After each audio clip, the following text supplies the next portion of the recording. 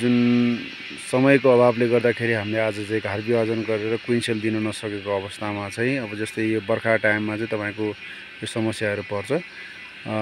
त्यस्तो बेलामा चाहिँ तपाईँको के गर्न सकिन्छ भने अब यो रानीकोलाई चाहिँ क्विन केजिङ गरेर राख्ने, किनभने भोलि या पर्सि जन्मिन्छ। अब हामीले चाहिँ भोलि पनि अब बर्सातले कारणले गर्दाखेरि हामी काम गर्न सकेनौँ यदि केज भने पनि केही फरक नपर्ने गरेर अलिअलि चाहिँ कर्मी बच्चाहरू चाहिँ तपाईँको यो राखेर त्यो केजभित्र राखेर अनि त्यसमा चाहिँ तपाईँको रानीलाई चाहिँ यो जन्मेको छैन, यो क्विन सेलमै छ। क्विन सेलबाट चाहिँ तपाईँको अब यो जन्मिन्छ भनेर चाहिँ यसमा चाहिँ यो हामीले यो केजभित्र राखिन्छौँ।